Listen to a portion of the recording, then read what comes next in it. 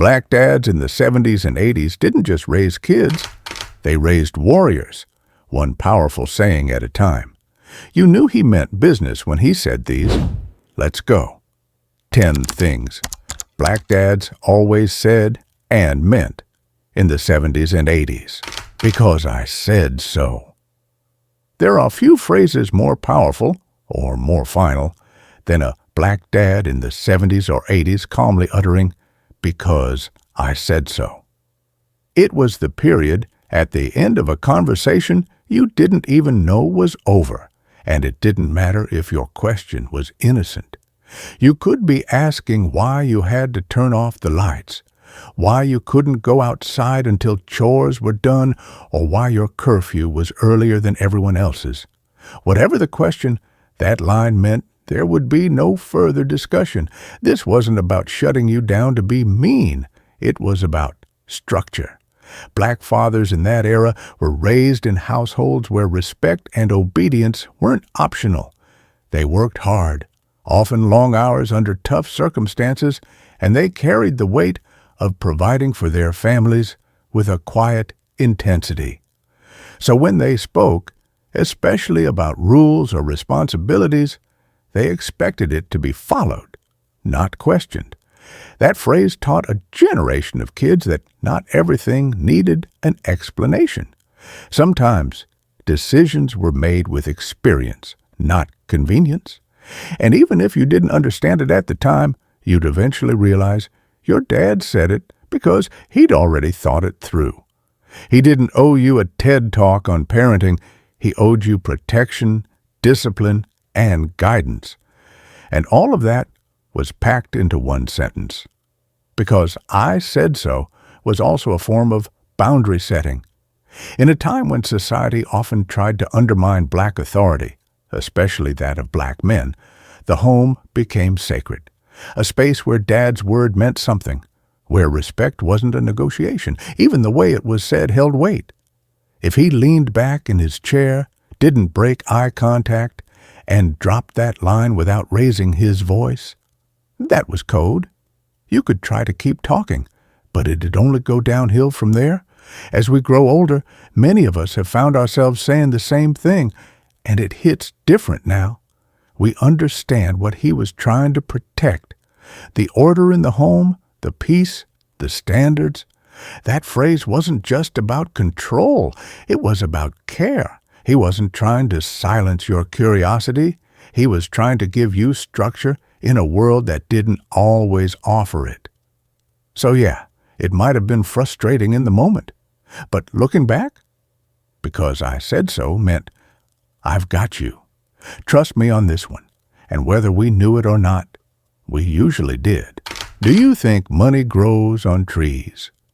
Few lines were delivered with as much conviction, frustration, and wisdom as when a black dad in the 70s or 80s looked you straight in the face and said, "Do you think money grows on trees?" That wasn't a question. That was a wake-up call. And if you heard it, you knew you had probably asked for something you really didn't need, or you'd just wasted something he worked hard to provide. Back then, black families often lived with tight budgets and even tighter margins. Your dad might have been working a full-time job, maybe two. Blue-collar, labor-intensive, clock-punching jobs that didn't come with luxuries, just necessities. Every light left on in an empty room, that was a cost. Running water too long while brushing your teeth, another cost.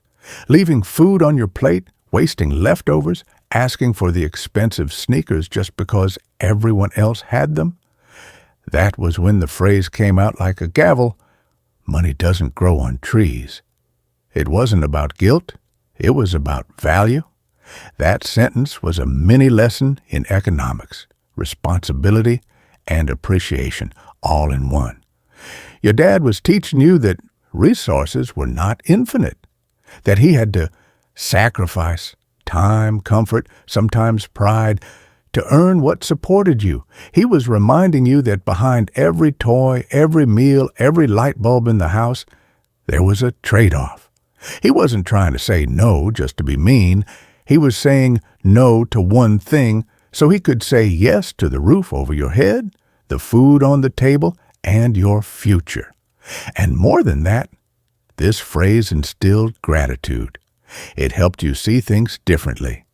You started turning off lights. You began eating leftovers with less grumbling. You didn't ask for Jordashed jeans when you knew your parents were still catching up on the electric bill. You understood that having enough was something to be proud of. And for black dads, men who were often denied fair wages, equal treatment, or promotions, this was a powerful stance. They couldn't afford for their children to believe life would just hand them what they wanted. They had to raise you with truth. And sometimes that truth came in the form of a rhetorical question shouted from the other room. As adults, many of us now say this line with a slight smirk, but also a deep respect. We know now that money didn't grow on trees, but wisdom like this, it grew in our homes, in our dads' voices, in the moments we didn't realize were shaping us. Because when he said, "Do you think money grows on trees?" what he meant was, understand the sacrifice, honor the effort, and don't take a single thing for granted. When you're under my roof, you'll follow my rules. Now this one right here, it was the gold standard of authority. When you're under my roof, you'll follow my rules. That wasn't just a warning, it was the constitution of the household. Black dads in the 70s and 80s weren't interested in negotiating bedtime, curfews, or chores. Their house, their rules. Period. This phrase usually came after you'd gotten a little too bold, questioning a rule, comparing their parenting to your friend's cool dad, or stomping off because you didn't get your way. That's when it dropped, like a thunderclap. Sometimes quiet and measured, sometimes loud enough to rattle the dishes, but always with meaning. Black fathers in that era knew what it meant to fight for dignity outside the home. The world didn't cut them much slack, at work, in public, or in the system stacked against them. So the home? That was their kingdom. And within those walls, respect wasn't just encouraged. It was required. My roof, my rules was about more than power.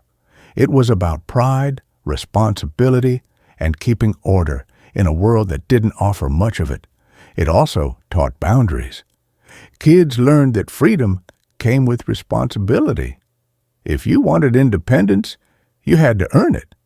If you thought you were too grown for the rules, there was always that suggestion. You're welcome to get your own place. But until then, you followed the rules, even if you didn't like them, and believe it or not, there was love in those boundaries, love in the expectations, love in the structure. Your dad wanted you to grow up with discipline, not entitlement, with respect, not recklessness. And the rules under his roof were the way he made sure that happened. Today, many of us repeat that same phrase to our own kids, and when we say it, we finally understand what it meant. It wasn't about control. It was about protecting the values that held the family together. Because a house wasn't just four walls. It was a space built on sacrifice, work, and love. So when a black dad said, "Under my roof, you'll follow my rules," what he meant was, this home matters, and I'm raising you to respect it and yourself. I'm not one of your little friends. This line, legendary. It stopped you dead in your tracks. You might have thought you were being funny, slick, or a little too casual with your tone, but the moment your black dad dropped this line, the energy shifted instantly. "I'm not one of your little friends" was more than a check. It was a reminder. It was your dad telling you that the level of respect due to him wasn't the same you gave to your buddies at school. It didn't matter if you thought you were just joking. It didn't matter if you were feeling grown. That line brought everything back to center. In the 70s and 80s, parenting was hierarchical. Black fathers especially had to maintain order and respect because the outside world didn't give them much of either. Home was the one place where their word meant something, and they demanded that it be honored. This phrase was often used when a kid got too fresh. Maybe you answered back with too much attitude. Maybe you rolled your eyes or walked away mid-sentence. That's when the line came out, firm, clipped, with that unmistakable, I know you didn't just energy. It reminded you that your dad wasn't here for play. At its core, this wasn't about fear. It was about respect. Your dad wanted you to understand boundaries. He wasn't trying to be your buddy. He was preparing you for the real world. And in the real world, you had to know when and how to speak, listen, and carry yourself. Looking back, we get it now. That line was his way of saying, respect my position in your life. I'm here to guide you, not entertain you. It was a statement of fatherly authority and also of love, because discipline without love doesn't last, and love without discipline doesn't protect. Stop crying before I give you something to cry about. This one might be the most misunderstood of them all, but if you grew up in a black household in the 70s or 80s, you heard it loud and clear. You were probably already crying, maybe after getting scolded or punished, and then came that line like lightning. Stop crying before I give you something to cry about. Now, to outsiders, it sounds harsh, but inside the culture, it was layered. What your dad was really saying was, I'm watching how you respond. Don't let your emotions spiral out of control.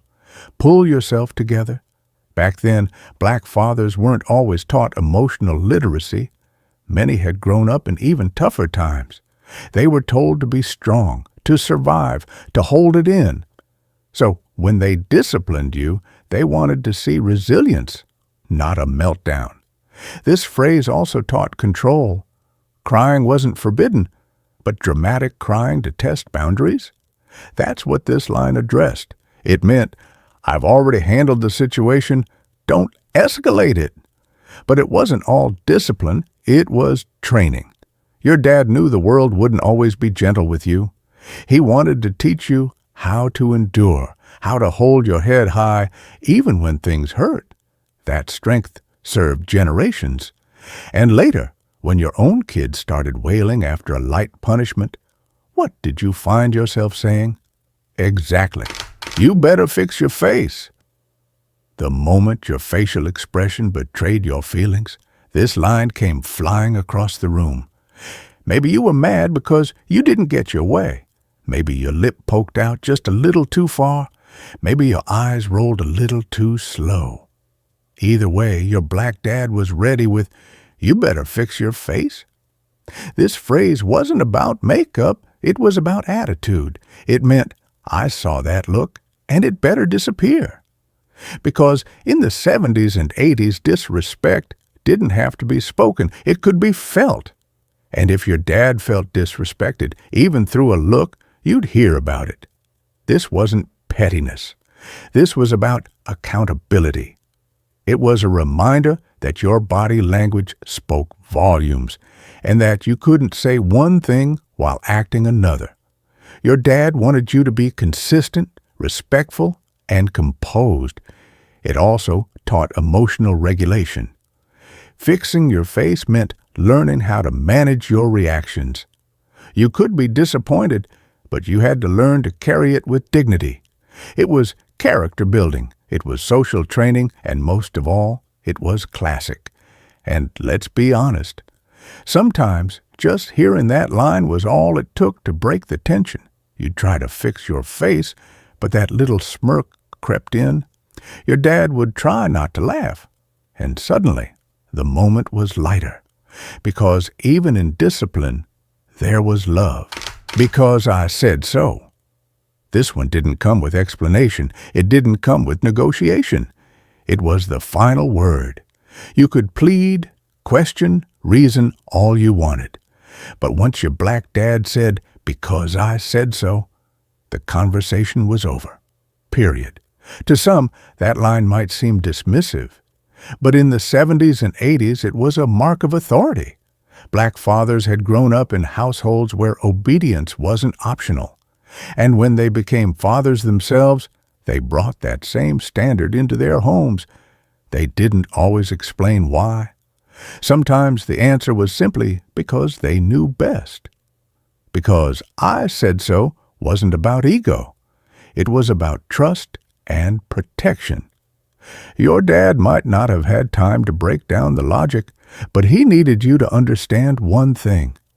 He was doing what was best for you. That line came from love, even when it didn't sound like it.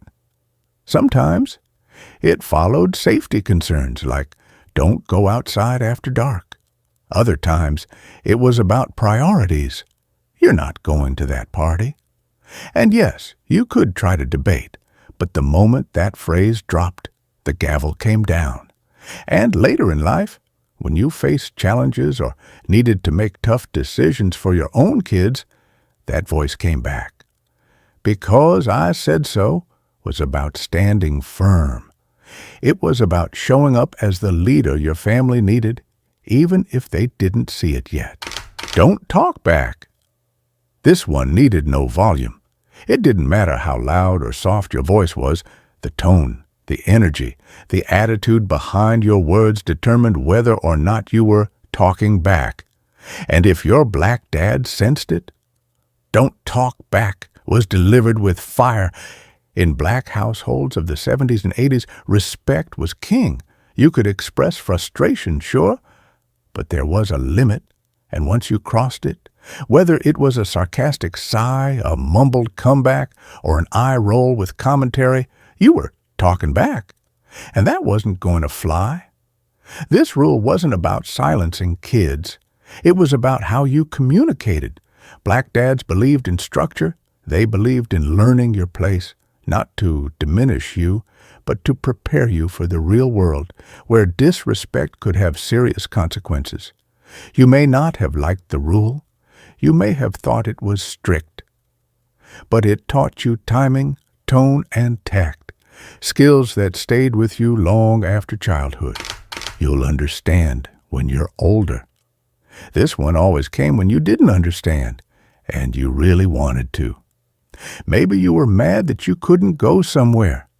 Maybe your dad made a decision that felt unfair. You demanded answers, and all he gave you was, "You'll understand when you're older." At the time, it felt like a cop-out. But now you see it for what it was. Truth. Black fathers in the 70s and 80s carried burdens they didn't always speak about. Stress, fear, finances, systemic injustice. They shielded their children from it all, and sometimes they couldn't or wouldn't explain every decision because they were trying to give you peace, even while they were holding chaos. You'll understand when you're older meant, this is bigger than you right now, but one day you'll see why I did what I did. And when that day came, when you became the provider, the protector, the parent, you finally got it. You saw the love behind the limits. You saw the wisdom behind the words. And you whispered it yourself to the next generation.